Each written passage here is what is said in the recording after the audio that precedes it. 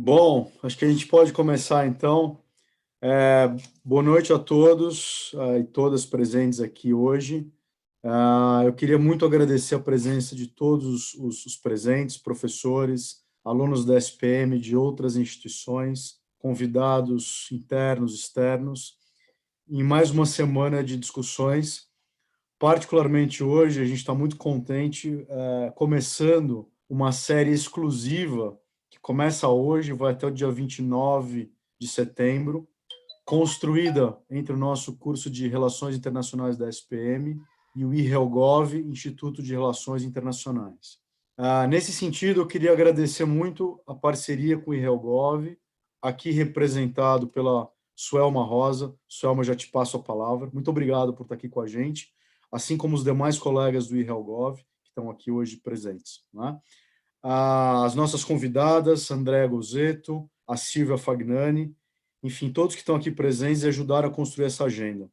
Em particular, eu queria agradecer o empenho da professora doutora Lenilde Holtzhacker, que lidera a nossa minor em Relações Governamentais e Institucionais, área em que a SPM tem investido muito nos últimos anos, tem sido pioneira em programas acadêmicos também, em conjunto com outros professores, professor Dr. José Luiz Pimenta Júnior, e hoje aqui presente conosco também o professor Dr. Marcelo Baert, que fará a mediação dessa conversa.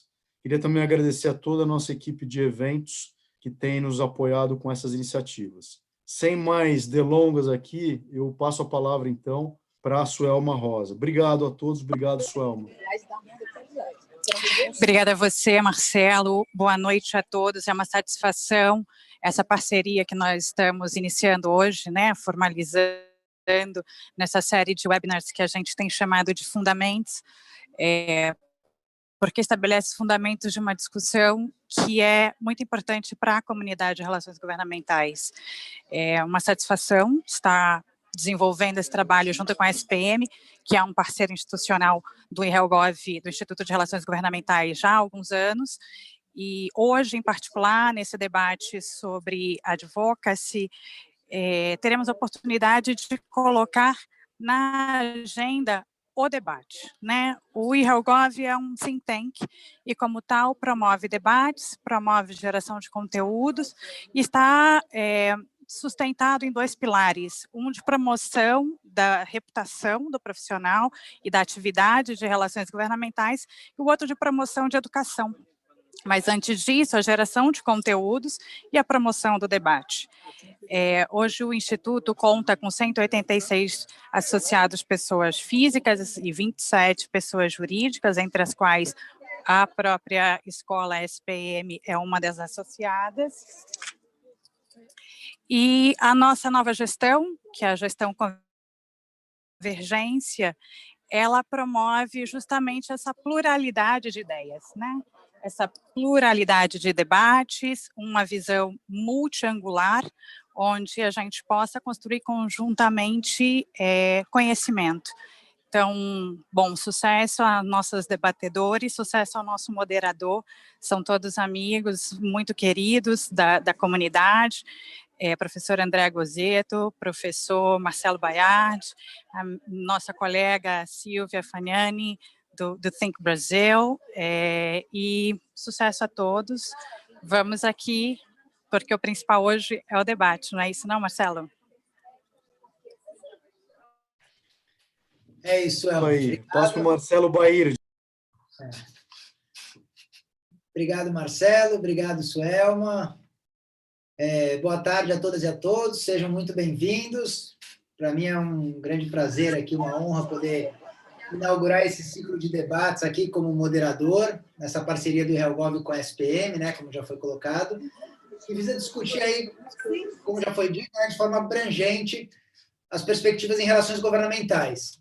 Como todos sabem, mas, enfim, não custa repetir aqui, né, serão 5 encontros aí, webinars, ou webinários, como alguns preferem, ao longo de agosto e setembro, que visam discutir vários aspectos, os fundamentos, como a Suelma colocou, né? Então, estratégia, comunicação, papel dos think tanks. Então, estamos numa série aí muito interessante, espero que vocês acompanhem todos os debates e gostem muito do que vem pela frente aí. O evento de hoje está sendo transmitido aqui, né, pelo Zoom e também pelo YouTube.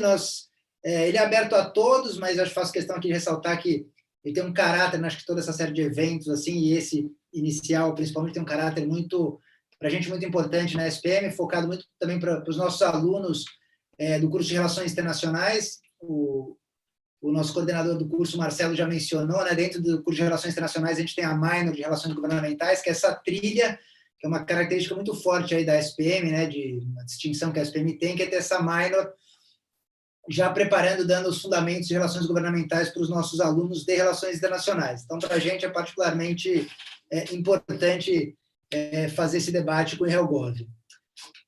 Bom, sem maiores delongas aqui, já vou dar início ao nosso debate, falar que nesse debate de abertura aqui, a gente vai discutir os desafios e os caminhos de advocacy no Brasil, e para isso a gente convidou aqui tanto a Andrea Gozzetto quanto a Silvia Fagnani, a quem a gente já de antemão agradece muito pela disponibilidade de estar conosco aqui hoje. Passando muito rapidamente aqui pela uma mini biografia das duas, as duas têm uma um extenso currículo e trajetória na área. Eu confesso que eu fiz um grande corte aqui senão eu poderia passar boa parte da tarde só contando as experiências, mas a Andrea Gozzetto é mestre em Sociologia Política, doutora em Ciências Sociais e coordenadora acadêmica do MBA em Relações Governamentais da FGV. Bom, a Andrea conheço há bastante tempo, tem uma larga trajetória na área, com diversas publicações, diversos cursos, ela tem a sua própria consultoria também que atua na área. Enfim, de maneira geral, eu posso dizer que ela ajudou aí a formatar um pouquinho e promover o setor, né? Então, ela tem muito conhecida e reconhecida na área. E dou as boas-vindas também à Silvia Fagnani, que é sócia e fundadora da Think Brasil, consultoria em diplomacia corporativa e relações governamentais. Aliás, esse conceito de diplomacia corporativa é bastante caro a nós aqui na SPM, particularmente na minor de Helgov. E a Silvia é administradora formada em comércio exterior, com especializações em relações internacionais, negociações internacionais, em compliance e governança, relações governamentais e também riscos políticos. A Silvia também tem uma longa carreira, aí, já trabalhou com consultoria em assuntos de comércio exterior, dirigiu associações setoriais, tem uma atuação muito intensa, particularmente no setor agrícola. Ela foi conselheira de diversas instituições, cito aqui uma delas, que é o Instituto Pensar Agropecuária. Enfim, tem uma trajetória também bastante intensa na área de relações governamentais. Então, contamos aqui com duas experts na área, ficamos muito felizes com a presença de vocês. Então, acho que a gente vai ter um debate muito produtivo. Eu já, sem maiores delongas, também já passo a palavra para as nossas duas convidadas. A ideia é que cada uma fale aí 15 a 20 minutos, e depois a gente possa abrir o debate para todos os participantes. Então, Andrea, já passo a palavra para você, agradecendo de novo pela sua presença. Oi, Marcelo. Olá, todo mundo. Todo mundo me ouve bem? Que legal. Eu estou muito honrada com esse convite, fazer parte desse primeiro evento, né, da série Fundamentos, para mim é super importante. Quem me conhece bem sabe que eu tenho um trabalho voltado para a disseminação de um conhecimento mais aprofundado de relações governamentais, lobby e advocacy, né?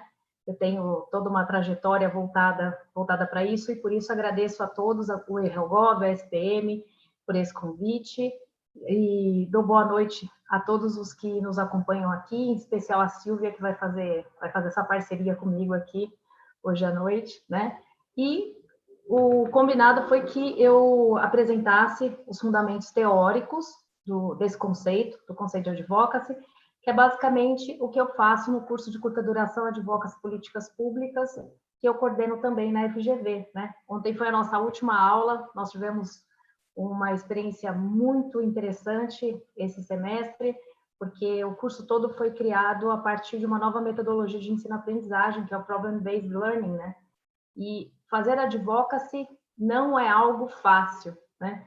Então, eu já começo falando dos desafios, né? O Marcelo me provocou, disse, Andréa, já comece falando um pouco sobre os desafios e os caminhos do advocacy, né, no Brasil. E o grande desafio do advocacy é justamente, como o lobby também, a sua complexidade, né, a quantidade de informações que é preciso coletar e sistematizar para construir um bom plano de ação, tanto um bom plano de ação de advocacy quanto um bom plano de ação de comunicação de advocacy, né?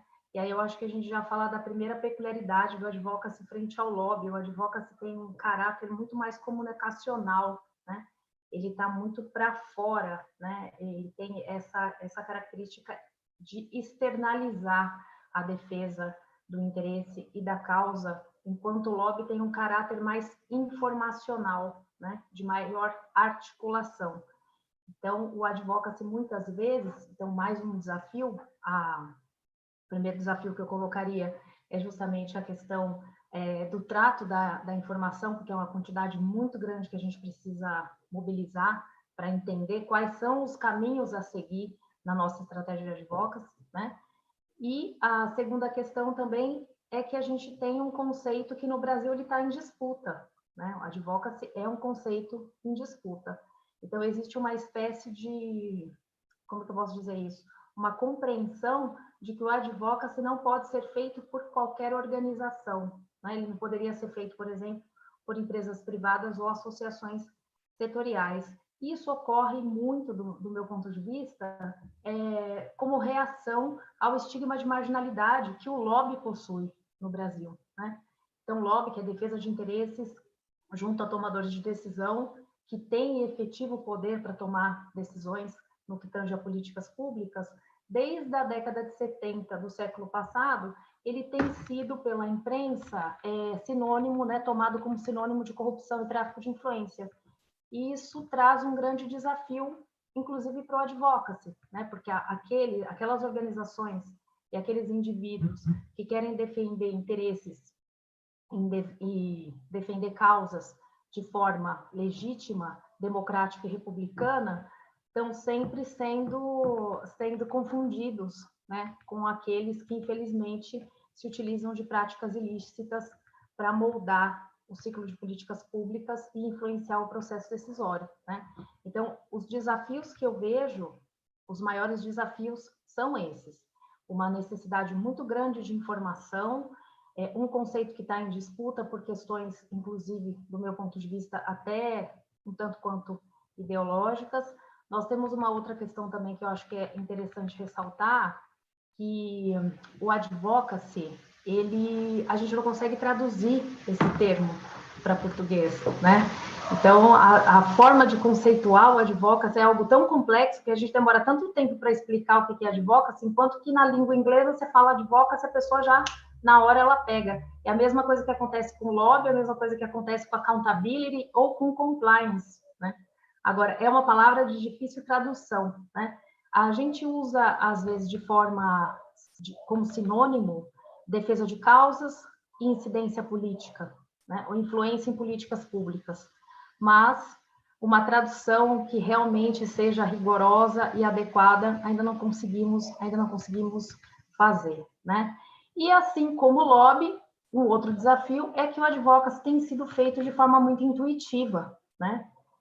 E isso, obviamente, impacta o alcance dos resultados, né? Então, sem o planejamento e sem a gestão adequada dessa estratégia, a gente não consegue alcançar os resultados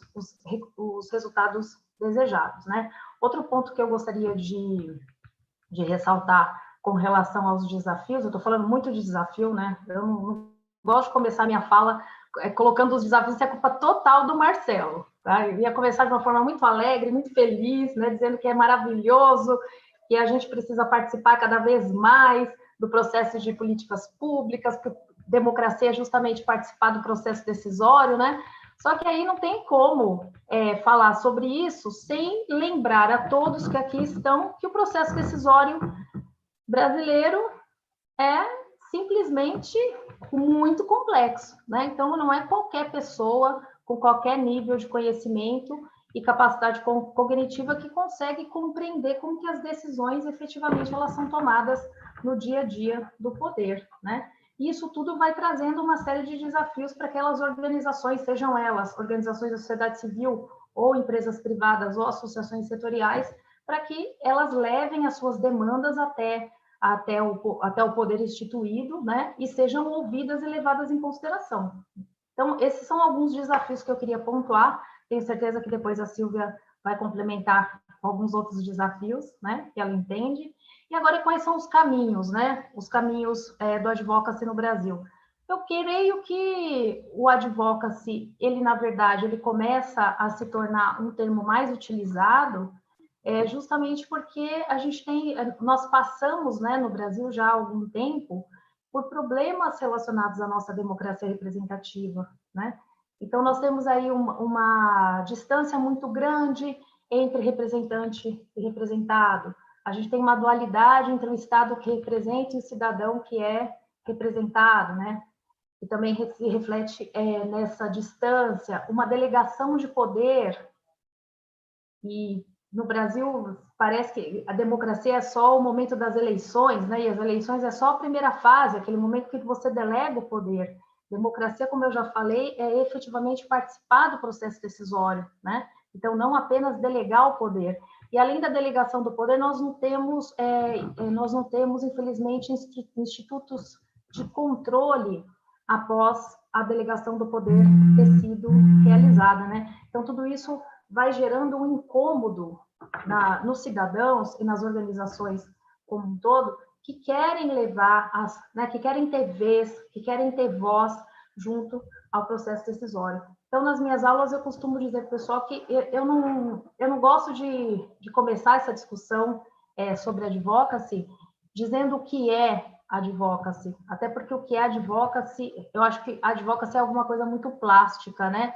Cada organização deve construir o seu próprio conceito de advocacy, porque ele tem que representar o que é a organização, qual que é a missão dessa organização, qual que é a visão dessa organização, né?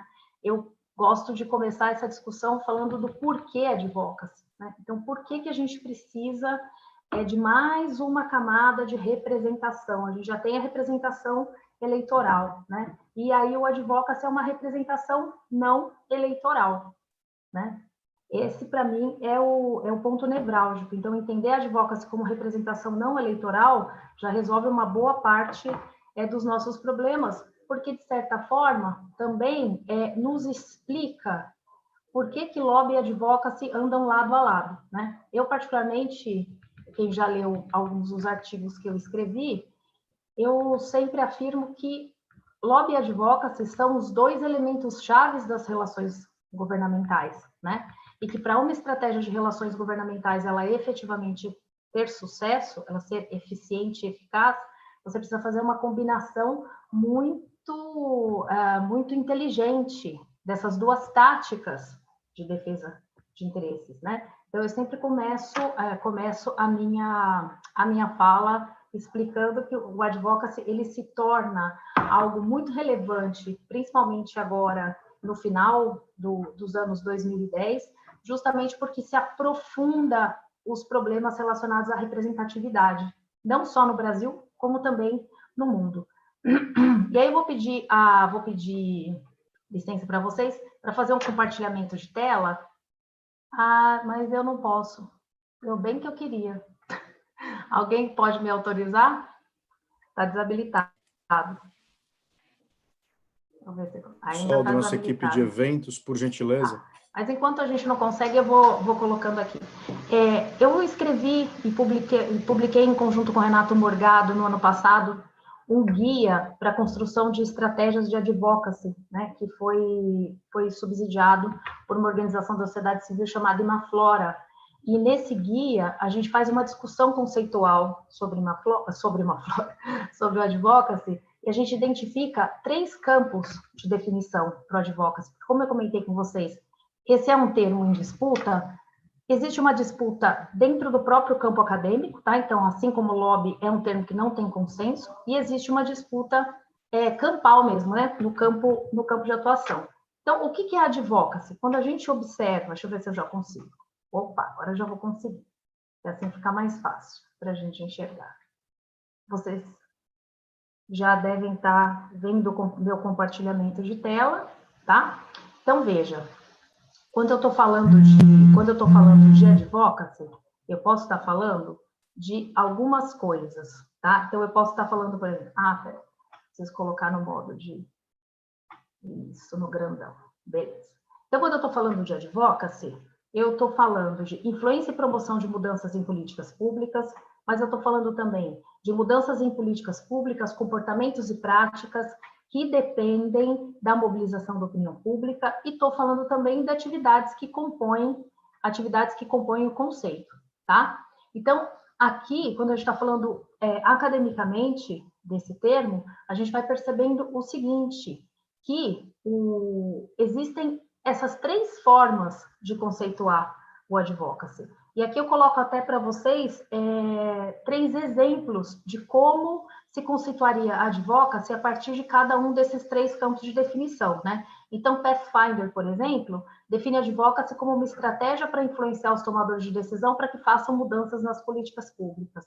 Já o Taxo, que é um guia muito interessante também, né? Em inglês, a gente tem vários guias, eles chamam de Advocacy Toolkits, né? Então, são kits de ferramentas de advocacy. Eu acho que essa é uma peculiaridade também do advocacy e que faz, inclusive, a diferença entre o advocacy e toda a literatura que está construída sobre movimentos sociais, participação popular, né? O advocacy é algo muito... Tem essa tradição norte-americana, né? E o americano, ele gosta muito do how-to, do guia, né? Da ferramenta, do toolkit, da caixa de ferramentas, né? Então, o advocacy, ele bebe nessa fonte, né? E veja, que coisa mais interessante, existe uma série de guias ensinando as pessoas a fazer advocacy, ensinando as organizações a fazer advocacy. Aqui no Brasil, até o momento que a gente publica o Guia para a Construção de Estratégias de Advocacy, existia um kit só, um kit de ferramentas, que era um kit de ferramentas da Tier Found, mas ele era muito complexo, então era um kit de quase 250 páginas, maravilhoso.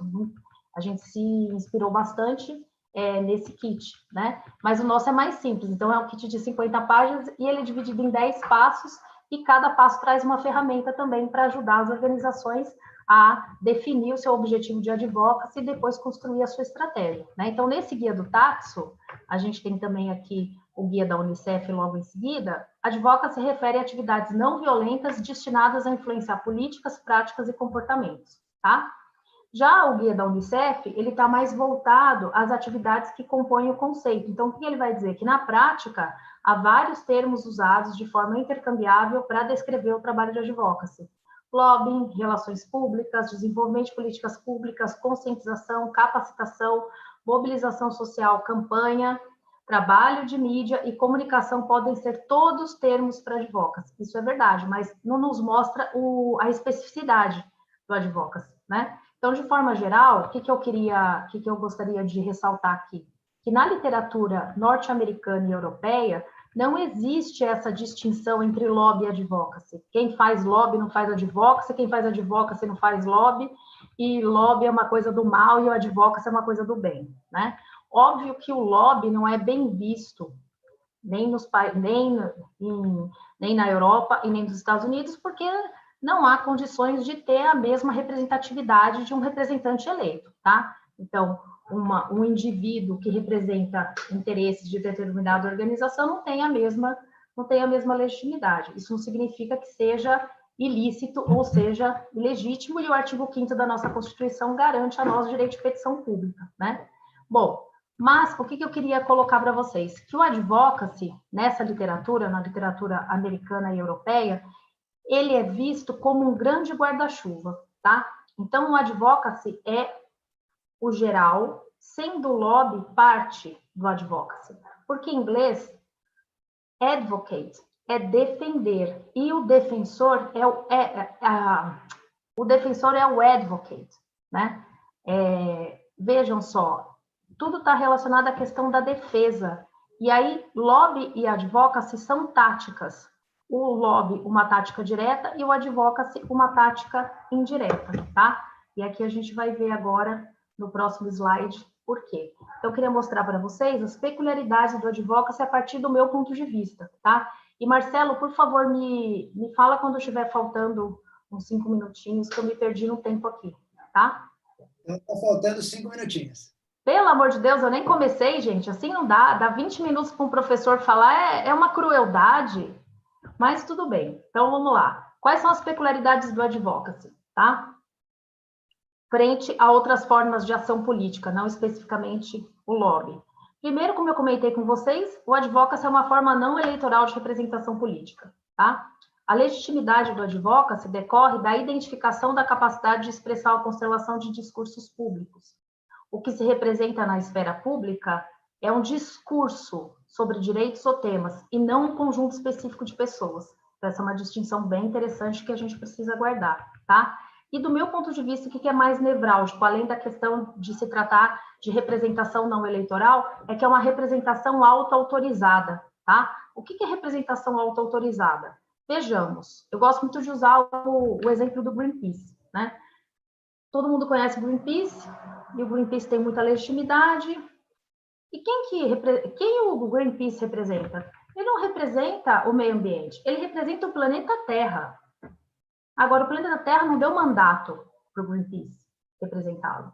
O planeta Terra nunca, de alguma forma, deu a sua opinião sobre as estratégias que o Greenpeace constrói para defendê-lo, né? Então, o que acontece nesse sentido? O que é representação auto-autorizada? Um conjunto de pessoas identificam um problema público e passam a defender essa causa, tá? E nem sempre a defesa, ela ocorre com a anuência daquele que é defendido, com o beneficiário, né? Aliás, uma das críticas que se faz a algumas organizações que fazem advocacy é que elas estão completamente descoladas do seu beneficiário, né? Elas não conhecem aqueles que elas defendem, tá? Não estou falando que esse é o caso do Greenpeace, de jeito nenhum. Eu só usei o caso do Greenpeace para que vocês compreendam, né, o que é representação auto-autorizada. Então, você escolhe, é o inverso da representação eleitoral. Porque na representação eleitoral, você escolhe aquele que o representará. Na representação auto-autorizada, você escolhe a causa que você vai representar, tá? Então, do meu ponto de vista, isso dá uma diferença brutal, tá? E o objetivo das ações de advocacy é que esses direitos e temas, eles sejam incorporados pelo governo representativo, tá? Isso aqui é uma diferença legal também que a gente pode identificar com relação ao ativismo. Normalmente, o ativismo, ele se utiliza de ações mais radicais, né? E se quer também derrubar o status quo. O advocacy não necessariamente. Eu posso usar, obviamente, algumas táticas de ativismo. O Greenpeace usa muitas táticas de ativismo, inclusive usa muita violência simbólica, mas não necessariamente eu quero derrubar o status quo, tá? Bom, esse aqui é um conceito que eu criei de advocacy. Ele é bem, como eu posso dizer, bem norteado pela teoria da ciência política, tá? Porque eu estou trabalhando basicamente com os critérios de legitimidade e também com os princípios fundadores da representação. Eu acho que essa conversa que a gente tem que fazer, teoricamente falando, a gente tem que conversar com o conceito de representação, quando está falando de advocacy, e não com o conceito de participação. E eu penso que eu ainda preciso estudar um pouco e formalizar isso, mas eu vou chegar lá, né? Então, como é que eu entendo a advocacy? Eu entendo a advocacy como um tipo de ação política organizada e planejada, realizada tipicamente por organizações da sociedade civil, mas não só por organizações da sociedade civil, independentemente de mandato político. Então, aqui está a questão da representação auto-autorizada, que engaja e mobiliza a opinião pública em torno de uma causa para influenciar os tomadores de decisão. Para quê? Para que esses tomadores de decisão considerem demandas legítimas e relevantes da sociedade civil acerca de políticas públicas que estejam em curso, em elaboração ou em implementação, tá? Bom, e aqui, eu tenho mais um minuto, Marcelo? Pode, mas para finalizar, já indo Então, encaminhando tá para o bom. final. Então, eu juro por Deus que esse é o último slide que eu vou mostrar, tá? Depois a gente volta na discussão, no debate, eu posso aprofundar algumas questões e mostrar, inclusive, exemplos para vocês, tá? De ações de advocacy nacionais e internacionais, tanto de organizações da sociedade civil, quanto também de organizações privadas. Então, por que engajamento e mobilização é tão importante para o advocacy? E esse é um desafio também, eu esqueci de falar lá no início. Uma questão muito importante é que, às vezes, as pessoas acham que uma simples campanha de comunicação é uma campanha de advocacy. Bom, sinto decepcioná-los, mas não é, tá? Advocacy é uma coisa complexa, abrangente, super sofisticada e precisa ter call to action. Se não tiver call to action e se não tiver também um componente de engajamento político, não é advocacy, é só uma campanha. Pode ser uma campanha de conscientização política, pode ser uma campanha de captação de recursos, mas advocacy, stricto sensu, não é, tá? E por que essa questão da comunicação é importante, engajar e mobilizar, e o advocacy é uma tática indireta? Afinal de contas, por que essas questões elas são relevantes? Tudo isso está relacionado à legitimidade e à representatividade, tá? Então, como os grupos de advocacy, normalmente, eles se auto-autorizam representantes legítimos daquela causa, eles precisam de gatekeepers. Então, o que eles vão fazer? Eles vão dar visibilidade à causa que eles defendem, porque ao dar essa visibilidade, a organização ela acaba ganhando legitimidade como representante dessa causa junto aos tomadores de decisão, tá? E aí, ao serem reconhecidos como legítimos representantes da causa, eles alcançam assento nas mesas de negociação.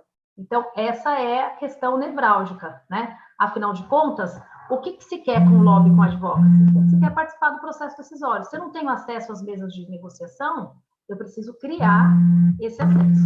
Obrigado, pessoal. Não sei se eu fui muito além aqui do meu tempo. Até daqui a pouco. Foi preciso.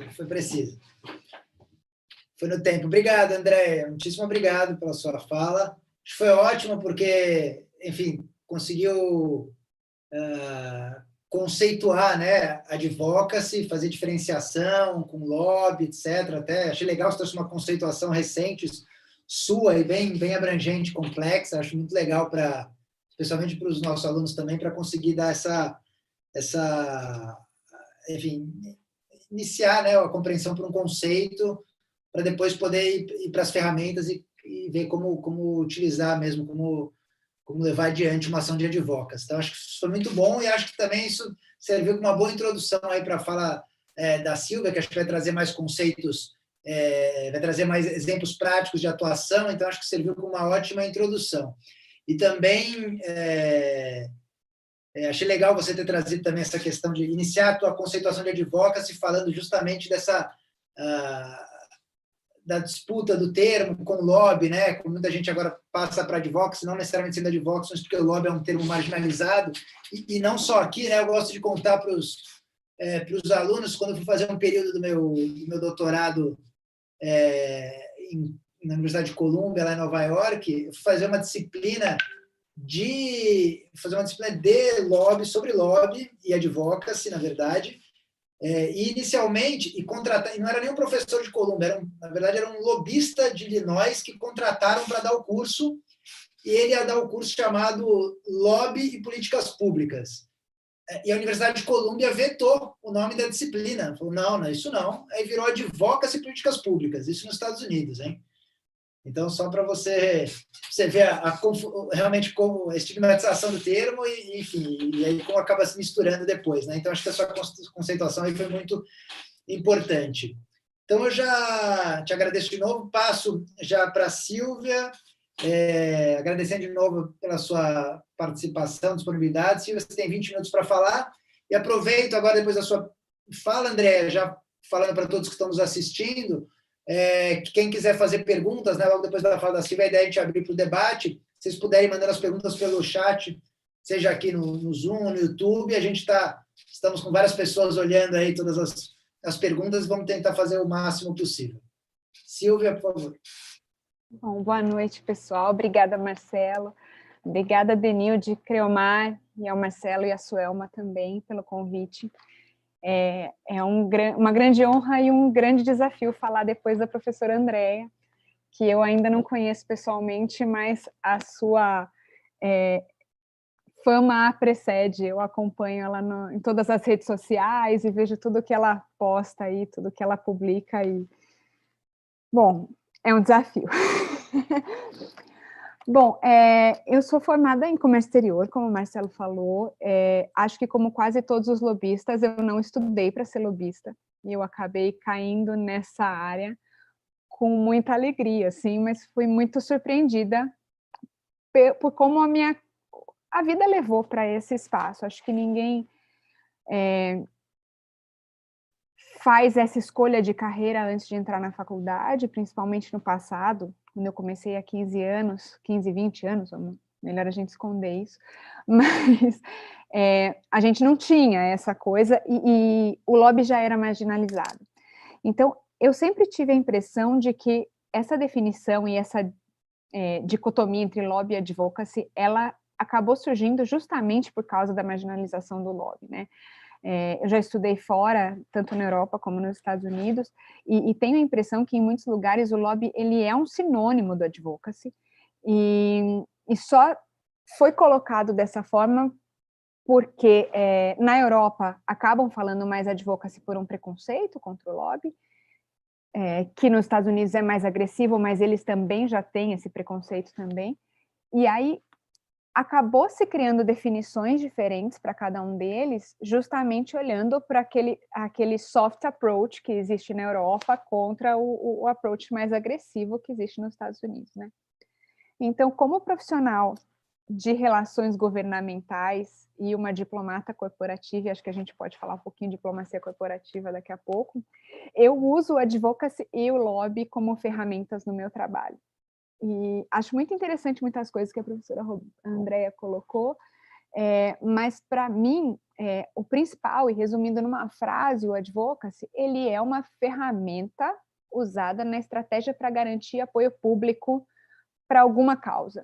E aí, quando eu falo em apoio público, não é o público social, claramente, ele é o público que eu estou interessada em trazer para apoiar aquela causa. E aí eu vou dar exemplos que eu acabei usando na minha carreira de apoio público, por exemplo. Eu sempre trabalhei para a indústria de agroquímicos, os chamados defensivos agrícolas e agrotóxicos, né? Então, eles sempre tiveram uma imagem pública muito ruim, eu diria que até pior do que a do lobista, mas sempre tiveram o apoio dos agricultores que precisavam usá-lo.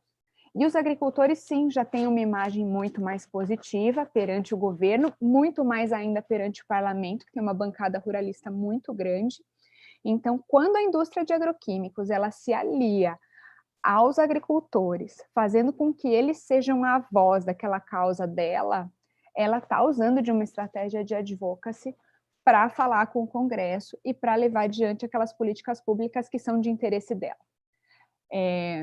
E aí, daí em diante, eu acabo usando o lobby também, porque, na minha opinião, no meu conceito humilde, o lobby está muito ligado àquele corpo a corpo. Então, enquanto a gente não tiver uma regulamentação clara, e eu acho que a regulamentação clara, ela também tem muita dificuldade, porque existe grande discussão em cima desses termos, e do que pode, o que não pode, o que é adequado, o que não é adequado, a gente vai continuar patinando nesses conceitos, né? Evoluindo um pouco para a diplomacia corporativa, antes de eu começar a contar alguns casos, a diplomacia corporativa, ela vem nesse momento, ele é um conceito bastante novo, que vem nesse momento em que as empresas estão precisando começar a discutir questões globais.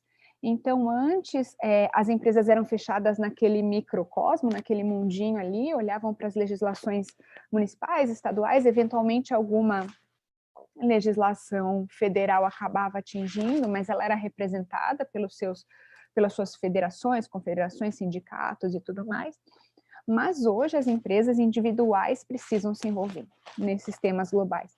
E um exemplo muito recente que a gente tem e que mostra essa necessidade é, por exemplo, o embaixador Roberto Azevedo, que sai da OMC e vai trabalhar na PepsiCo. Isso quer dizer, a PepsiCo, ela reconhece que uma empresa daquele porte precisa de um diplomata para tratar de questões globais. Então, a diplomacia corporativa, ela está muito aliada a esse trabalho de relações governamentais e institucionais, mas ela também busca um equilíbrio e geração de valor para todos os stakeholders que estão ali naquele plano de advocacy. Então, ela busca uma atuação de ganha-ganha, em que aquele plano vai gerar valor para todos aqueles envolvidos, parceiros, eu diria.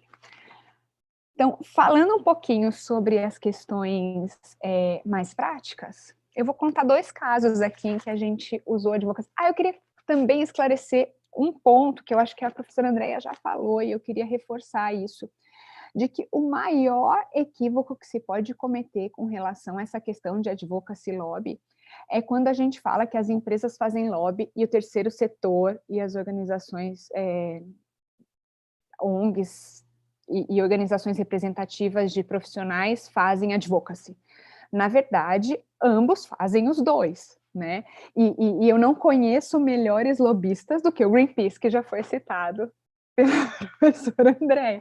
Inclusive, eu, como representante da indústria de agroquímicos, tive muitos problemas e tive muita dificuldade de enfrentar o lobby feito pelo Greenpeace, que era muito mais poderoso e tinha muito mais recursos para lobby mesmo, quando a gente fala de colocar recursos para estratégia, desde advocacy de comunicação, colocar dinheiro, levar gente para o plenário, para conversar, falar com os deputados, e a narrativa deles é muito bonita e tudo mais, então eles têm muito mais força de lobby do que qualquer organização que tem esse poderio econômico que eles acabam usando como argumento contra as indústrias. Então, é muito importante a gente dizer que são ferramentas aqui no Brasil que a gente trabalha como distintas, mas que todo mundo faz as duas.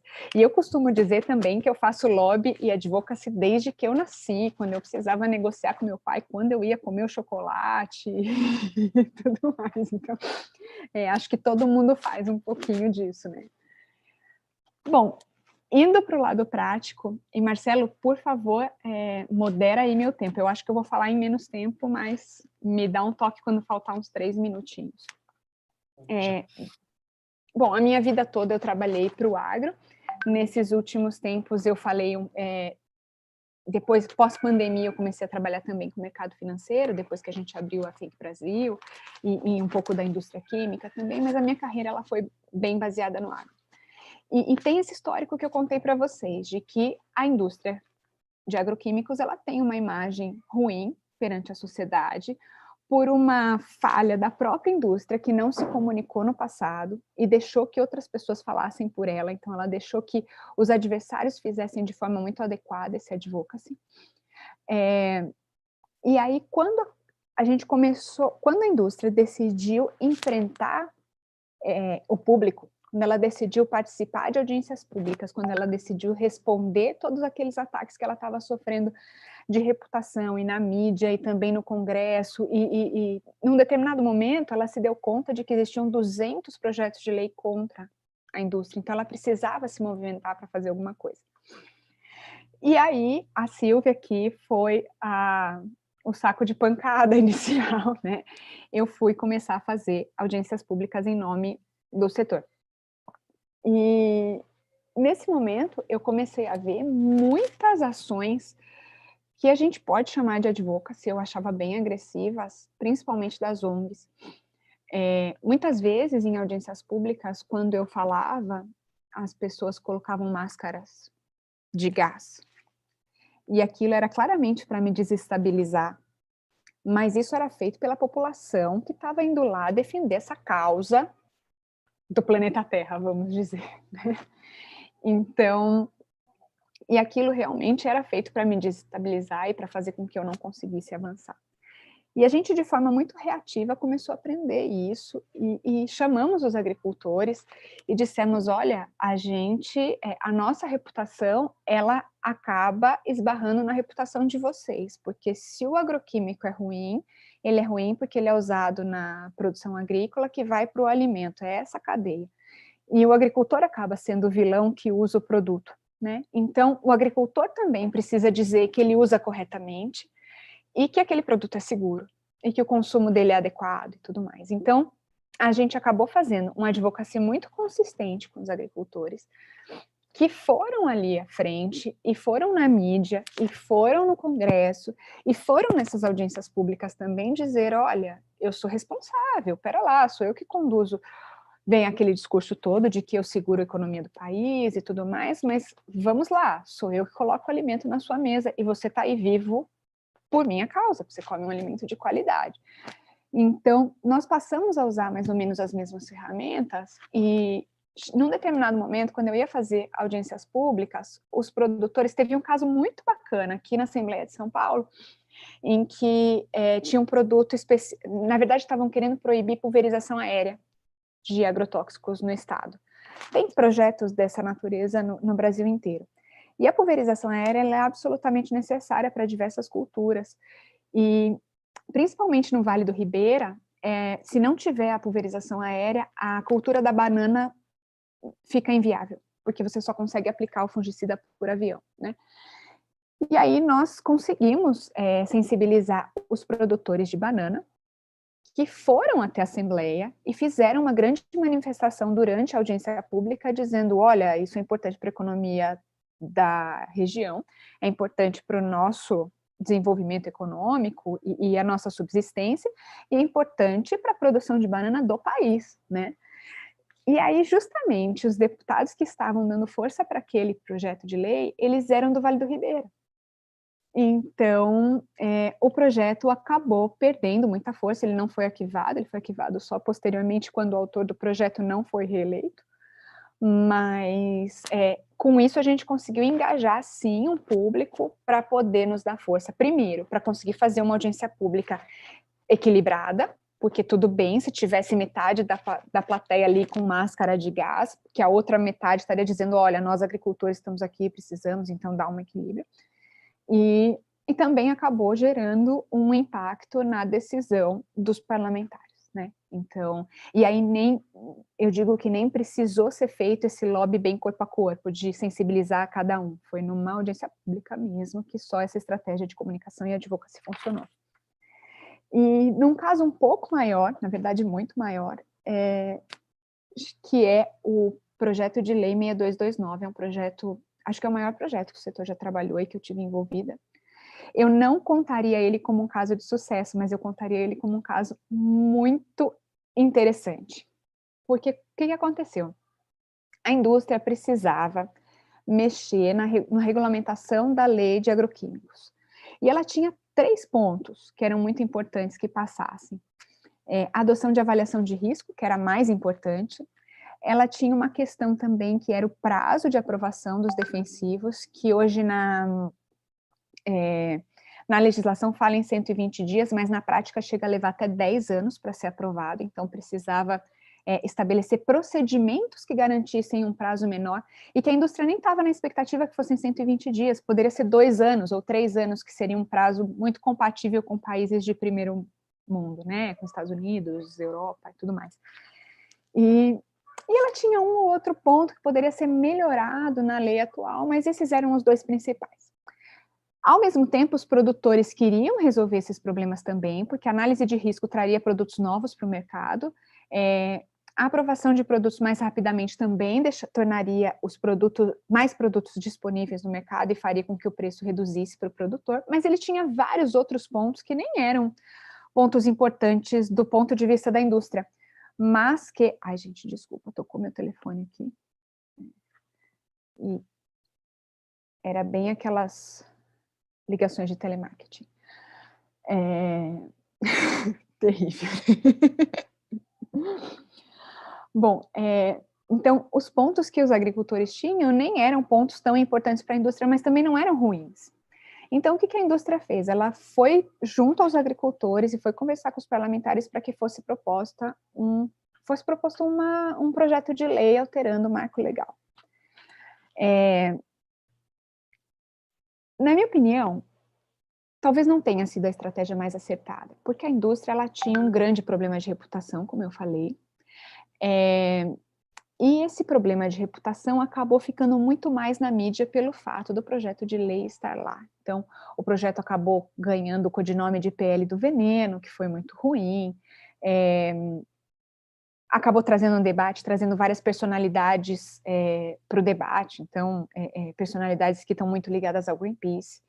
Teve um caso muito ruim, eu estava grávida de 6 meses, colocaram uma simulação de bomba dentro da sala de audiência da Câmara, do meu lado, e o Greenpeace até assumiu a autoria do atentado e tudo mais. Por isso que quando a professora Andréia fala que o Greenpeace fala em nome do planeta Terra, eu não quero ter essa disputa com o planeta Terra, Andréia. E assim, foram embates muito complicados que aconteceram e que eu acho que talvez não tenham valido a pena pelo lado da reputação. Mas se a gente for olhar pelo resultado prático do que a indústria queria, o que aconteceu na prática? Apesar de todo esse debate e do projeto não ter saído, os agricultores colocaram um ponto lá que praticamente tirava a autonomia da Anvisa no processo regulatório. Isso não era, a indústria não queria, era muito ruim para a indústria, principalmente por causa da imagem, que é muito bom ter a Anvisa validando os processos, porque isso mostra para a população que os produtos têm esse olhar da saúde, né? E também para o mercado externo é muito bom ter isso. Então, a indústria não queria, mas os agricultores queriam reduzir esse poder da Anvisa na regulamentação. E como o projeto ganhou muita força no Congresso, a Anvisa se ressentiu com isso. E abriu fogo contra o projeto, o que também gerou um estresse com a indústria. Mas, no fim, qual foi o produto disso? A Anvisa disse, olha, ok, essa questão da avaliação de risco, talvez a gente esteja pesando muito na ideologia, vamos rever. E o que ela fez? De forma infralegal, ela foi lá e mudou as normas, mudou a forma de análise que a Anvisa faz. Então, no fim, de toda esse pandemônio, vamos dizer, né, de tudo isso que se passou, e eu acho que teve pontos muito negativos, o fato de ter se aliado aos agricultores, que realmente era aquele público que interessava e que tinha lugar de fala e que tinha voz, fez com que a indústria chegasse num ponto que ela queria, que era a adoção da avaliação de risco. A redução dos prazos, eu posso dizer que ela melhorou, porque alguns processos de melhoria foram implementados ao longo desse tempo. Esse projeto começou a ser discutido em 2016, então já foram 4 anos de debate, mas ao longo desse processo, muitos procedimentos foram melhorados. Eu não posso dizer que esses procedimentos foram melhorados por causa desse processo legislativo todo, talvez eles fossem desburocratizados porque existe essa intenção do governo e tudo mais, mas eu diria que hoje, se a indústria tivesse que optar por levar esse projeto de lei adiante ou enterrar esse projeto, talvez ela quisesse enterrar, porque o objetivo dela já foi atingido. E isso foi feito com um trabalho de advocacy muito bem feito, ainda que o lobby não tenha sido tão bem sucedido, porque o projeto de lei não passou. Entendeu? Então, quando a gente diferencia os conceitos, dá para chegar nessa, olhar onde teve as falhas realmente e dar nomes aos bois aí, mas o fato a estratégia foi bem montada. E tem 4 minutos, mas eu queria acabar aqui mesmo e deixar para que as pessoas perguntem. Eu recebi até perguntas aqui no WhatsApp. Pessoal, manda para o pessoal da organização. Eu estou muito feliz que tem algumas pessoas que trabalharam nesses projetos que estão assistindo a gente aqui, e elas vieram pelo HelpGov. É isso? Então, é isso. Obrigado, Silvia. Acho que você trouxe um caso muito, enfim, muito instigante, né? Muito interessante, muito debatido. Acho que as pessoas, de maneira geral, mesmo sendo da área, acompanharam de alguma forma, né? Primeiro que é um tema que interessa a todo mundo, independentemente da posição, e é um tema, enfim, é isso, polêmico, foi alvo de muita disputa, né? Então, eu acho que o case é muito interessante, e as estratégias, a relação Congresso-Anvisa que você traz, acho bem legal. Acho que foi bem interessante aqui para abrir o debate. Bom, já recebendo também algumas perguntas, mas até antes juntando uma do que eu recebi aqui, mas antes de começar a ler algumas que foram feitas, queria, enfim, a partir das discussões que vocês trouxeram, fazer algumas ponderações iniciais, assim, muito rapidamente para o debate, assim, para vocês começarem, para reagirem um pouquinho, e depois eu vou pegando mais questões diretas do público. Eu queria dar um recuo, fazer uma pergunta, mas já que vocês contaram um pouco de exemplos, especialmente você, Silvia, mas eu queria dar um passo até atrás e entender, assim, até para que esses exemplos, né, até para que esses exemplos práticos possam ser executados, de fato, com maior ou menor sucesso, mas precisa ter, obviamente, uma estratégia, uma estrutura por trás. E aí eu queria, tendo em vista a trajetória de vocês, uma primeira pergunta, entender como vocês avaliam a estrutura de relações governamentais no âmbito das organizações pelas quais vocês passaram, ou pode ser nos clientes que vocês têm hoje em dia. Como é que vocês estão vendo, seja, enfim, se atuaram com ONGs, ou com empresas, ou com associações, como é que vocês acham que tem sido essa evolução da estrutura para ter boas estratégias em relações governamentais e em advocacy? Então, essa é uma primeira pergunta. Vocês acham que tem havido uma evolução ou não? E aí, dentro dessa pergunta, queria emendar outra que puseram aqui também, que é a questão de ferramentas tecnológicas. Acho que, Silvia, se você puder trazer também sobre esse case específico, se foi utilizado ou não ferramentas tecnológicas, ou mesmo se não tiver sido, se você entende isso como uma ferramenta fundamental hoje em dia para atuação em advocacy. E só mais uma coisa, depois eu volto para outras questões aqui também, mas, André, uma mais específica para você. Você falou que poderia trazer alguns exemplos, né, especialmente de atuação aqui no Brasil frente à atuação lá fora. Eu queria saber se eu ou poderia trazer algum exemplo ou falar se tem diferenças muito marcadas que você entende de advocacy aqui e lá fora. Quer começar, Andréia? Se puder, voltando para você. Posso começar, é muita pergunta, hein? Vão mais 20 minutos aqui, só nessa primeira pergunta do Marcelo. Bom, mas vamos lá. Eu vou seguir aqui vou seguir a ordem das perguntas que você me fez, tá? Então, como que a gente avalia, como que eu avalio a estrutura das organizações de forma geral, no que tange a capacidade que elas têm de construir boas estratégias, né? Na minha fala inicial, eu já havia comentado que tanto o lobby quanto a advocacy no Brasil são feitos ainda de forma muito intuitiva, né? E depois a Silvia, no começo da fala dela, falou assim, eu não fiz um curso de formação para ser lobista, né? Então, essa é uma questão que a gente tem que levar em consideração. O que eu percebo é que está havendo uma evolução muito grande na área, a área de relações governamentais, ela cresce exponencialmente no Brasil, né? Eu acho que esse momento da pandemia, para muitos... Eu acredito que toda crise traz uma oportunidade, e para a área de relações governamentais, a pandemia ela se mostrou como oportunidade, que foi aquele momento em que as áreas efetivamente demonstraram a que vem, né? O que faz, o que é relacionamento com o governo, e principalmente como é importante ter um relacionamento com o governo no momento em que o governo está atuando em home office e você está em sistema de deliberação remota, né? Quem já tinha um relacionamento sólido e contínuo, continuou mantendo o seu relacionamento sólido e contínuo. Quem não tinha, não conseguia estabelecer esse relacionamento, né? Então, acho que essa é a questão nevrálgica. Eu até brinquei com os meus alunos no início mais ou menos no primeiro mês da pandemia, quando estava todo mundo completamente enlouquecido, né? Porque era decreto atrás de decreto, MP atrás de MP, ninguém mais sabia o que acompanhava em nível municipal, estadual e federal, estava aquela loucura total, né? Eu brinquei com eles e falei assim, gente, nunca foi tão fácil explicar o que faz um profissional de relações institucionais e governamentais. E a gente precisa se apropriar disso, né? A gente precisa tornar essa crise uma oportunidade. E aí, até na semana passada, o Helgov está me dando várias oportunidades, né? A minha conta está ficando alta, Helgov. Na semana passada, eu publiquei um artigo também na coluna do Jota, do Helgov, em que eu falava sobre os desafios de mensurar resultados, né?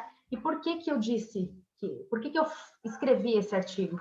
Porque eu entendo que muitas áreas conseguiram, por conta de ter transformado essa crise em oportunidade, uma posição de protagonismo dentro das suas organizações. O que eu não sei é se elas conseguirão manter esse protagonismo, ou se conseguem manter esse protagonismo, se não tiverem uma atenção muito grande à gestão estratégica e à apresentação, né, à expressão, a partir da cultura da organização e da linguagem daqueles que tomam decisões dentro da organização, com relação aos resultados que trazem, tá? Então, essa que é a questão. De certa forma, o que eu entendo? Que a área de relações institucionais e governamentais no Brasil, e isso não é diferente nas organizações da sociedade civil, ela carece muito da construção de sistemas de mensuração de resultados, de expressar qual é o resultado efetivo que se traz, né? Tanto no que tange a mostrar números mesmo, ou até uma análise qualitativa mais bem feita, né, baseada em percepções. Porque toda variável qualitativa pode ser transformada em quantitativa e vice-versa, né? Agora, a gente precisa ter esforço para fazer isso. Só que, o que acontece com as áreas, né? Normalmente, são áreas pequenas que lutam para ter mais recursos humanos e mais orçamento, e é aquela situação do cachorro correndo atrás do rabo, né? Não mensura resultado, então não mostra geração de valor, não mostra geração de valor, não ganha mais orçamento, não tem mais recurso humano e fica aquela loucura. Então tem uma hora que tem que parar tudo e falar, opa, vamos ver o que é efetivamente necessário, e eu acho que aí gestão estratégica é fundamental, tá? Então eu penso que as áreas, elas estão nesse momento agora, né? Percebeu-se que ter um relacionamento sólido e contínuo com o governo é importante. Agora, preciso olhar para dentro, né? As áreas, tanto lobby quanto advocacy, a gente olha muito para fora, dá muita atenção para stakeholders externos, esquece dos stakeholders internos e esquece que são os stakeholders internos que garantem o orçamento da área lá no final do ano, né? Então, essa é a minha dica prática da noite. Vamos olhar para os stakeholders internos, porque eles também contam, né? Essa é a questão. Mas é uma área que está crescendo muito, né? Eu acho que o fato da gente ter 120 pessoas assistindo esse webinar hoje, né? Das associações dos profissionais terem ganho esse protagonismo é uma expressão clara com relação a isso, tá? Bom, sobre as ferramentas tecnológicas, eu acho que houve um avanço muito grande, e essas ferramentas tecnológicas, elas trazem um benefício muito importante, que tem, inclusive, relação com o que eu estava falando anteriormente, no que se refere à gestão estratégica, né? As ferramentas tecnológicas, elas liberam o tempo do profissional de RIG, tiram esse profissional do operacional e do tático e liberam tempo para ele pensar o estratégico, né? Então, isso é fundamental, porque enquanto tem que ter alguém na área que pense estrategicamente, que faça o alinhamento da estratégia de lobby advocacy com a estratégia da empresa, seja empresa privada, seja organização, que faça esse link entre missão, visão, plano de negócios, porque senão não se sustenta, né? Então, quando você vê aí essa profusão de plataformas de monitoramento legislativo, eu vejo com muito bons olhos.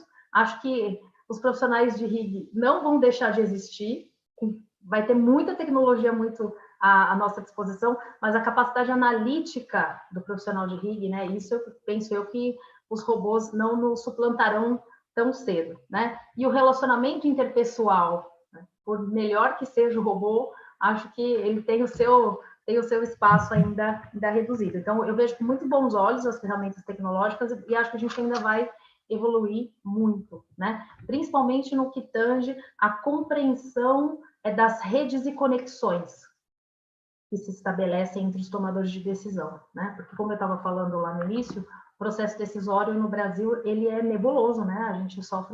A gente tem uma pandemia endêmica no Brasil, que é uma pandemia de transparência, né? A gente precisa de mais transparência no processo decisório. Quando a gente tiver mais transparência no processo decisório, com certeza haverá também mais acesso aos tomadores de decisão e a democracia vai se consolidar, né? E, por último, perguntaram exemplos de atuação no Brasil e no exterior e se eu acho que a atuação é diferente. Bom, gente, falando assim abertamente, as táticas, o menu de táticas é o mesmo aqui no Brasil, na China, da Inglaterra, o menu é o mesmo, tá? O que difere? O que difere, na verdade, é a maturidade da organização e os recursos financeiros mesmo que ela tem, né? E também a criatividade. Então, a gente vê, eu gosto muito de usar o Greenpeace, porque além das táticas de ativismo que eles usam, eles conseguem criar janelas de oportunidade, né, para efetivamente alcançar o seu objetivo. Então, a gente tem aqui, tem duas campanhas do Greenpeace que eu gosto de usar como exemplo, uma no Brasil e uma no exterior. A que eu gosto de usar no exterior é aquela Everything is Awesome, em que o Greenpeace, para atacar a Shell, né, que estava destruindo a Antártica, de acordo com eles, acabou atacando a Lego, né? E no final, a Lego perdeu milhões de dólares, desfez o contrato com a Shell, e o abaixo-assinado do Greenpeace teve mais de, sei lá, quantas milhões de assinaturas, e o vídeo foi viral, criou 7 milhões e meio de visualizações, né? Então, isso é advocacy bem feito, porque tinha uma mensagem muito clara, né? Então, essa é uma questão que é muito fundamental no advocacy. A mensagem tem que ser muito clara, né? E aqui no Brasil, o que a gente vê? Que as organizações, elas ainda não estão conseguindo construir essas mensagens claras, né? Então, o alcance é menor. Tem algumas outras atuações aqui também, no Brasil, que eu acho bem interessante. Não sei se vocês conhecem a campanha Pare de Chupar, que é bem legal também, hashtag Pare de Chupar, que contou com várias celebridades, né? E graças a essa campanha aí, a gente tem o banimento do canudo plástico em dezenas e dezenas de cidades brasileiras, uma campanha que acerta na sua estratégia, porque ela mira no local, não mira no federal, né? Porque isso também depende de uma mudança de comportamento, de usar canudo plástico ou não, né? Então, o advocacy, para ele ter sucesso, principalmente quando ele é feito por organizações da sociedade civil, que normalmente tem menos recursos, ele precisa de criatividade, né? Só que a criatividade, ela não surge do nada, né? Eu lembro que o próprio Chico Buarque, uma vez, ele disse que uma música, ela dependia de 90% de transpiração e 10% de inspiração. O advocacy é a mesma coisa. Então, sem a fundamentação, sem estar baseado em evidências, sem um excelente conhecimento de processo decisório, da onde vai surgir essa saída criativa? Ela não vem, né? Então, é nesse sentido que eu acho que não existem tantas diferenças no advocacy que é feito no Brasil ou no exterior, porque o menu de táticas é o mesmo. O que acontece é que no exterior existe e aí falando de organizações da sociedade civil, existe uma cultura de doação maior. Então, as organizações, normalmente, elas têm mais recursos. E recurso para advocacy é essencial, porque o advocacy depende muito de comunicação, e comunicação é muito caro, né? Então, você vê campanhas muito mais sofisticadas. Mas a gente tem uma campanha da CNI em Ação, que a CNI faz advocacy, né? Eles têm, inclusive, uma plataforma chamada CNI em Ação, que é uma plataforma específica para fazer o advocacy do empresariado industrial, atuaram fortemente na tabela de fretes, e eles lançaram uma campanha há pouco tempo atrás, relacionada ao protocolo de Kyoto, com muitas ferramentas de engajamento, inclusive com Twitter. Você clicava e tweetava direto e compartilhava seu Twitter, né? Então, assim, acho que tudo depende, aí tem muita ferramenta à nossa disposição hoje. E aí o que equilibra ou desequilibra, né? Esse que é o grande problema. O que a gente está discutindo aqui, e toda essa discussão ideológica entre lobby e advocacy, na verdade, é a simetria de informação, né? Eu tenho, você não tem, aí a coisa fica complicada. Não é igualitário, né? A gente não está atuando em bases igualitárias. Então, o recurso financeiro para lobby e advocacy conta bastante, né? E acho que vou parar por aqui, que já falei demais. Obrigada. Obrigado, André. Muito obrigado. Silvia? Estou anotando aqui, para eu não esquecer de falar nada. Bom, vamos lá. Sobre os profissionais, vou tentar não repetir o que a professora Andréia falou, né?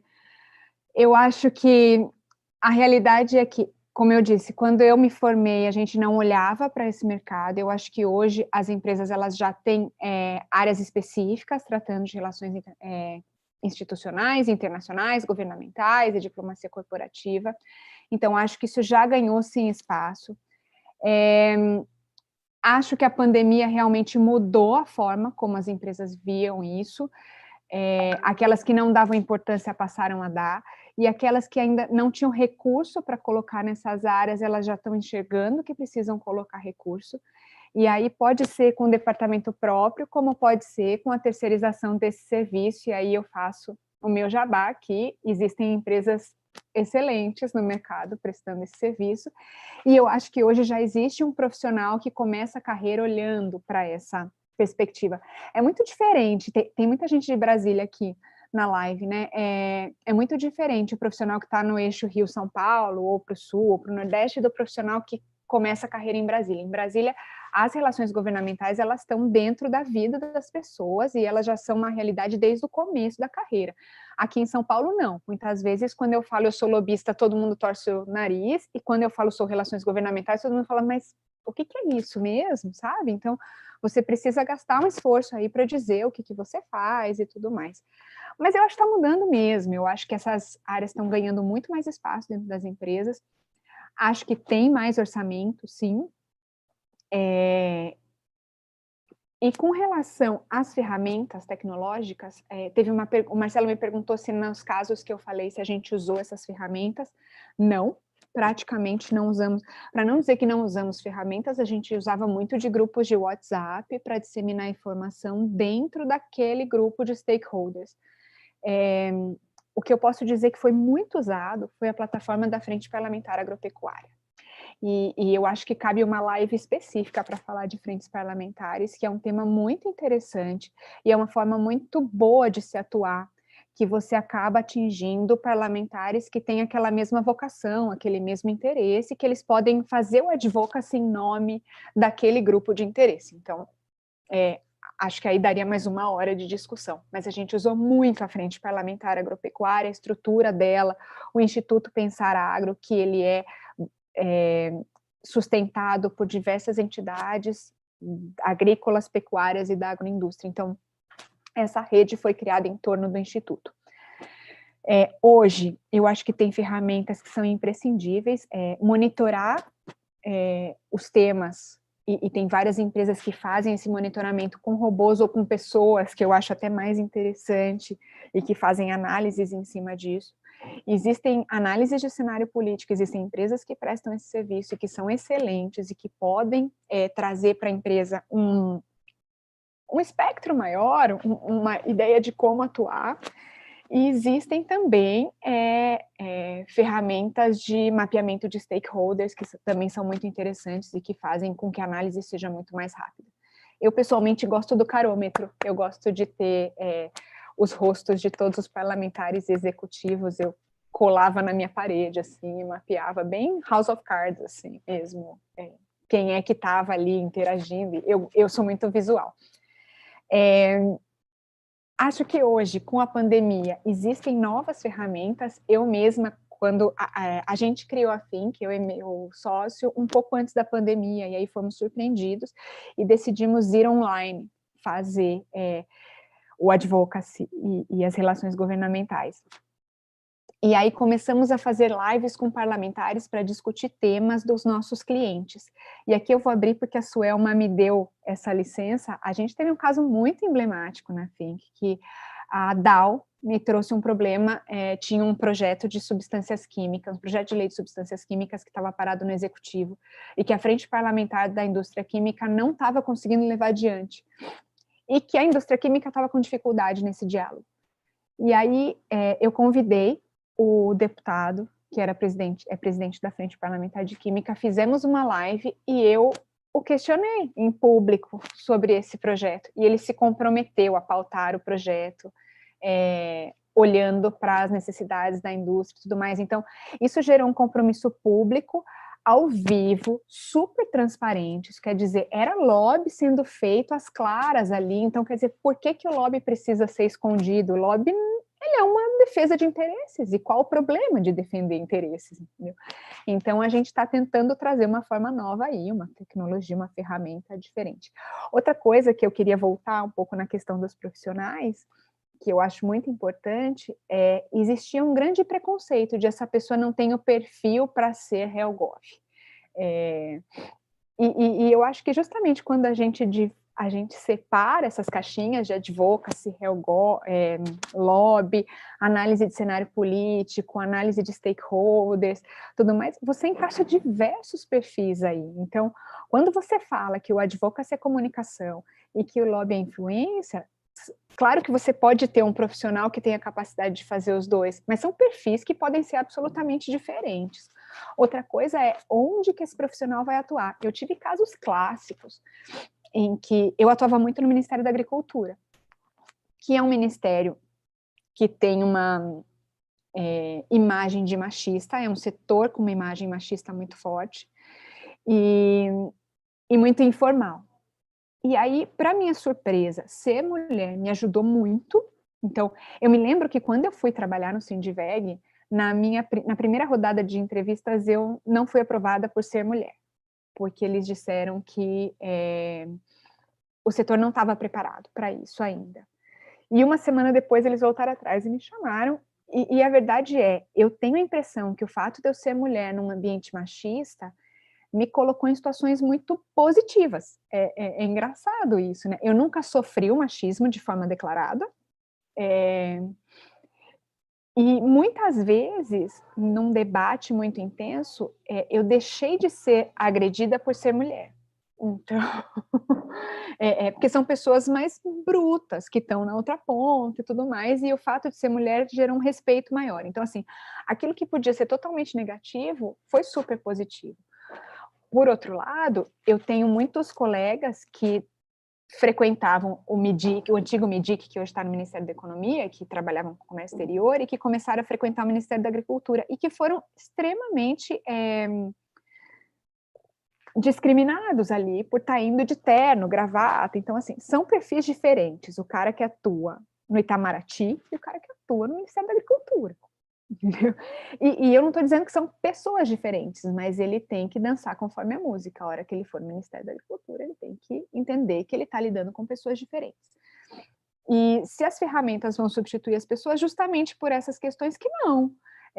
Relações governamentais, a gente está falando em relações pessoais. Eu acho que as ferramentas estão aí só para facilitar a nossa atuação.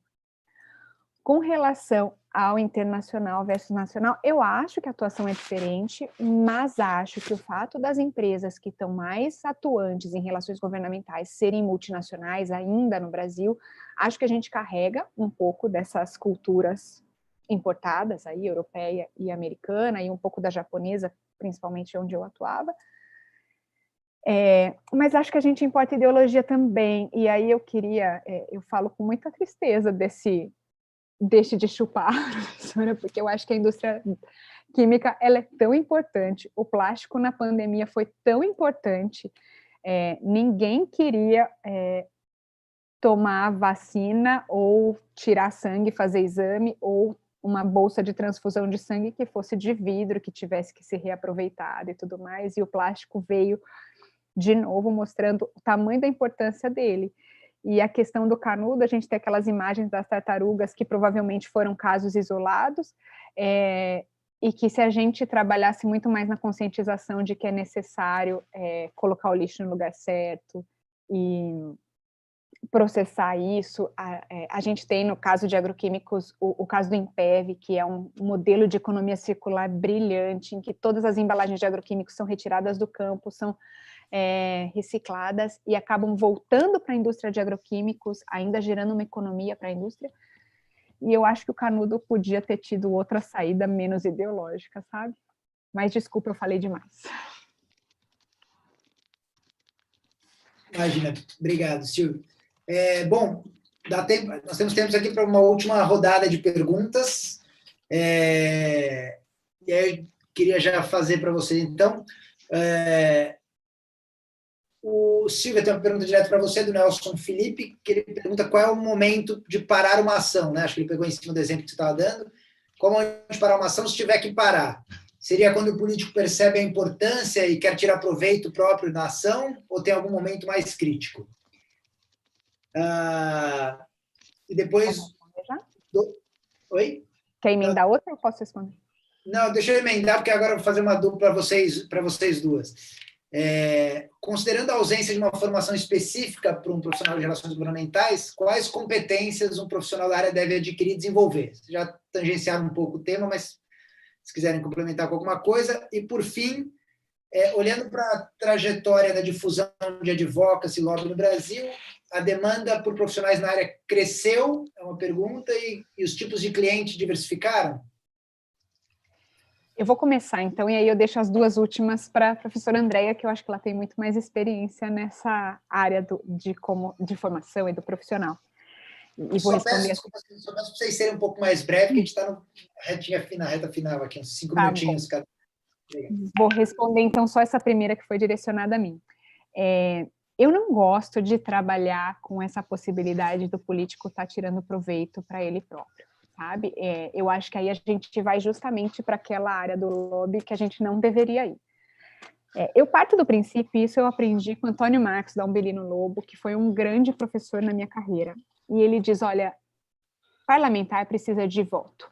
E a gente precisa ver como é que a gente vai traduzir o nosso trabalho em voto. E ele precisa ser de duas formas. Ou em dinheiro, que a gente não pode dar, ou em palco, ou em temas que ele possa aparecer.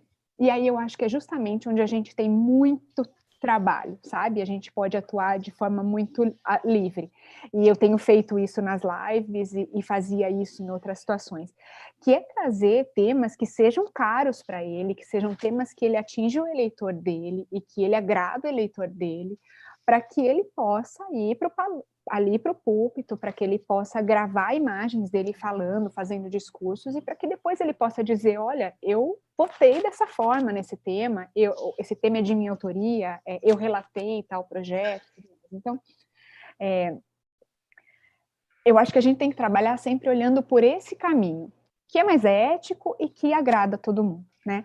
Então, quando é a hora de parar, eu acho que é a hora que você tem que ter uma conversa franca com o político, com o parlamentar, e dizer, olha, daqui eu não tenho mais interesse. Então, por exemplo, o projeto está na mão de um determinado autor e ele acabou seguindo por um caminho que você não queria.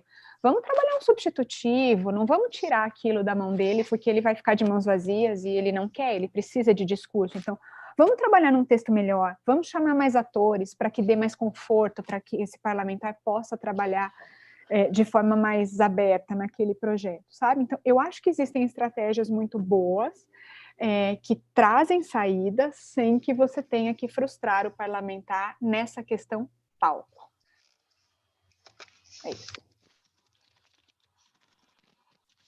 Maravilha. Vou responder, então. Mas antes de responder a pergunta, eu queria só reagir à fala da Silvia no final, que eu achei muito interessante quando se fala do pare de chupar. Eu acho realmente que essa é a mágica, né, das relações governamentais. Um mesmo tema pode ser defendido das mais diversas óticas e é legítimo, e é relevante. Tem um interesse legítimo e relevante sendo defendido ali, né? O que eu acho que às vezes a gente esquece, Silvia, e quem está nos assistindo, é que aquele que recebeu o mandato é que tem que fazer essa definição, e ele tem que fazer essa definição a partir de um princípio republicano, do que é o melhor para a maioria, né? Então, quando muitas vezes a gente vê a empresa privada sendo demonizada, ou até as organizações da sociedade civil sendo demonizadas, e a responsabilidade daquele que efetivamente tomou a decisão porque recebeu o mandato para isso. É a ele que nós devemos pedir que se justifique no momento de tomar a decisão, né? Então, é nesse sentido que eu acho que, muitas vezes, toda a discussão que a gente faz sobre lobby e advocacy no Brasil, ela está invertida, né? Existe uma inversão de quem efetivamente tem que ser ali, tem que justificar as suas ações, né? Não falamos de regulamentação do lobby aqui, mas eu acho que é justamente essa questão, né? Quem é que tem que dizer com quem falou? É a empresa privada? É a ONG? Não, eles não receberam mandato. Quem tem que dizer com quem está falando é aquele que recebeu o mandato para isso, né?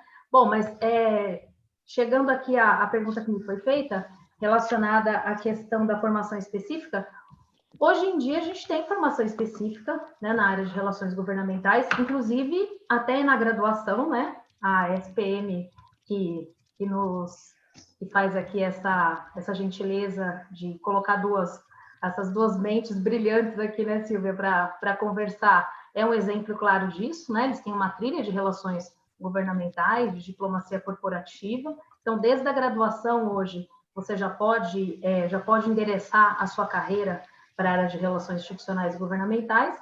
Além disso, em 2014, o INSPER surge de forma bastante inovadora com um curso de curta duração em relações governamentais, né? E a outra organização que incentiva esse debate, que é o IRELGOV, surge no bojo desse curso, né? Não devemos esquecer disso, esse curso de curta duração do INSPER.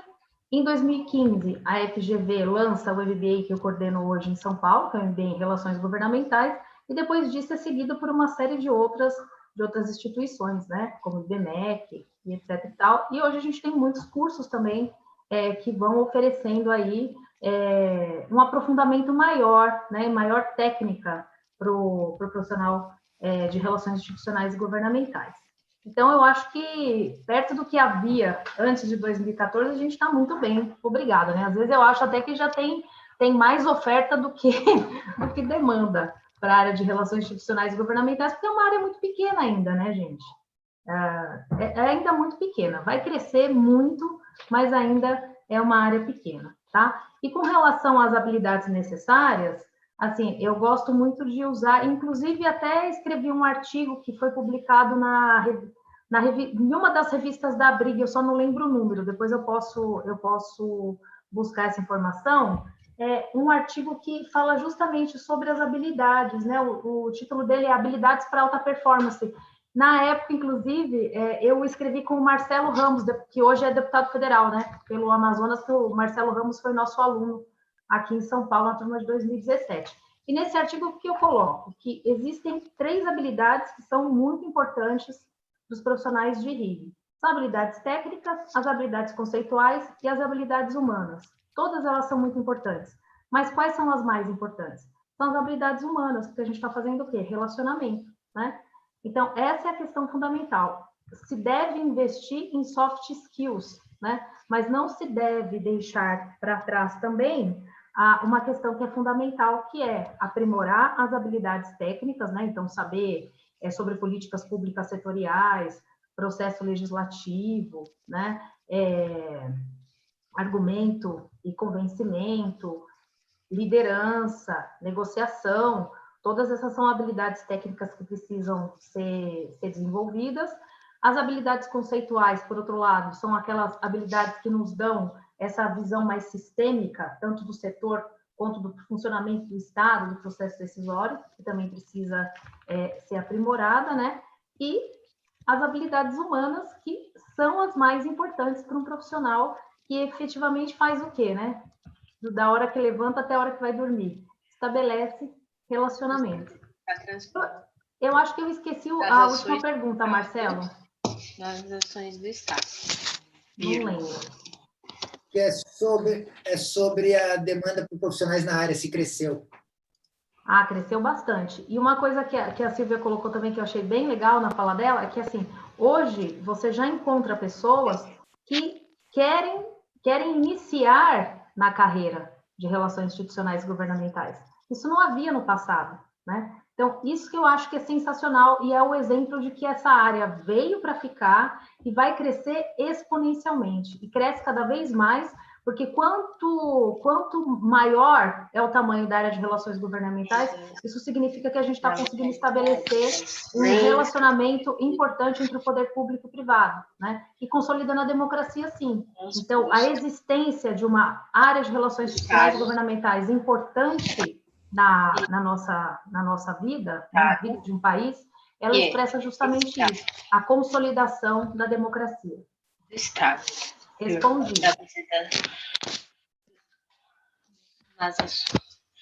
Interferência. Microfone aberto aqui. Mas deu para ouvir tudo até o fim. Muitíssimo obrigado, André, bem esclarecedor os pontos que você trouxe, Silvia também. Bom, acho que chegamos aqui no limite do tempo, né? O que acaba é o tempo, não é o debate, o conteúdo do debate, pelo menos os bons debates é sempre assim.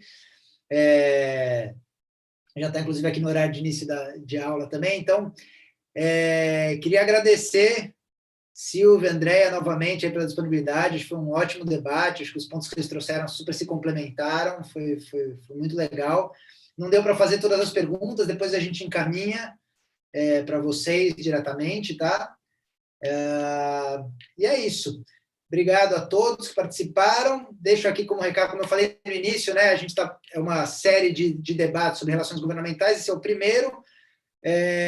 Serão 5 aí ao longo do finalzinho de agosto, começo de setembro. Nosso próximo é no dia 1º, terça da semana que vem, sobre representação de interesses e as estratégias de lobby. Então, outro debate importantíssimo aí para a área. Não convido a todos para a próxima semana. E muito obrigado a todos. Boa noite.